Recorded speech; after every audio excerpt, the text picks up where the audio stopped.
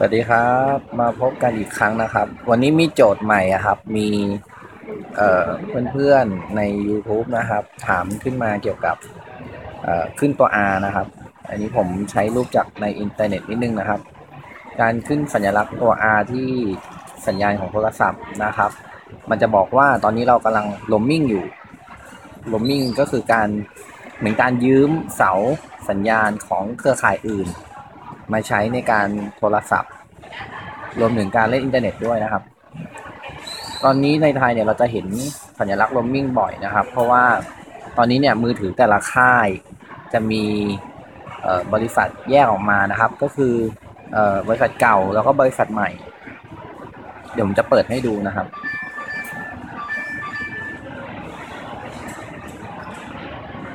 คืออย่างเช่นAAS เนี่ยก็จะมีแยกมาบริษัทใหม่ก็คือ AAS 3G True ก็จะแยกTrue Move เดิมนะครับก็แยกออกมาเป็นTrue Move H นะครับแล้วก็ DTAC ก็แยกออกมาเป็น Thainet ซึ่งจริงๆถ้าเกิดพูดเป็นภาษาชาวบ้านให้พอเข้าใจนะครับก็คือเป็นคนรับบริษัทกันแล้วก็เหมือนบริษัท True Move ก็จะไปยืมเสาของ True Move H กรณีที่เสาเดิมสัญญาณอ่อนนะครับก็จะเกิดการโรมมิ่งนี่ที่ผมเปิดให้ดูเนี่ยจะเห็นได้ว่าอย่างเช่น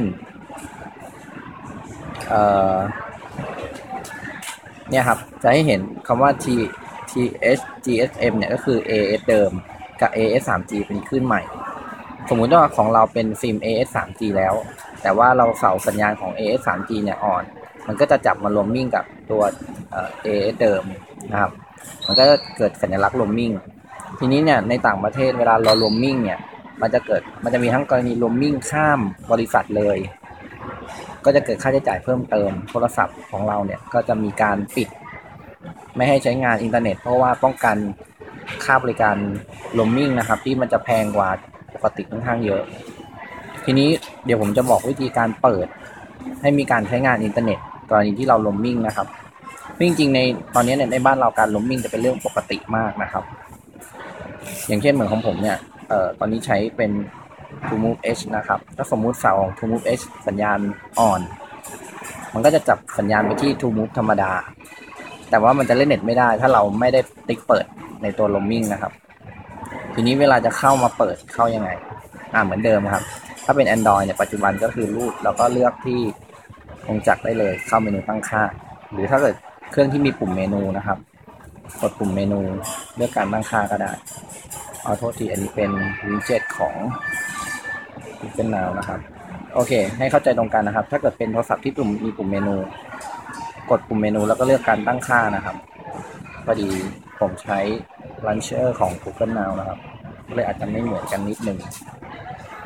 โอเคเข้าเมนูตั้งค่านะครับแล้วก็ไปที่การ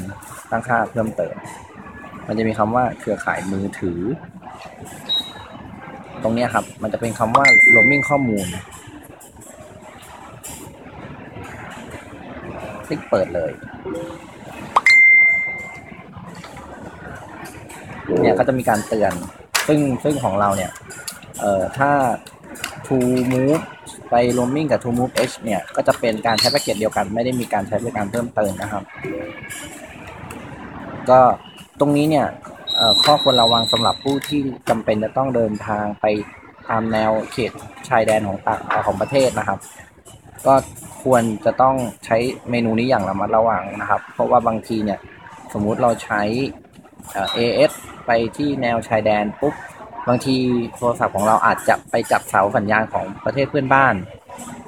แล้วก็มีการใช้งานโทรศัพท์และอินเทอร์เน็ตโดยที่เราไม่ได้ตั้งใจก็จะมีค่าโทรศัพท์ค่าโรมมิ่งเนี่ยซึ่งค่อนข้างแพงมากตรงนี้ถ้าเกิดคนที่อยู่บริเวณแนวชายแดนเนี่ยก็ต้องระมัดระวังนิดนึงนะครับโอเคถ้ามีใครสงสัยตรงไหนเพิ่มเติมก็คอมเมนต์ถามมาได้นะครับ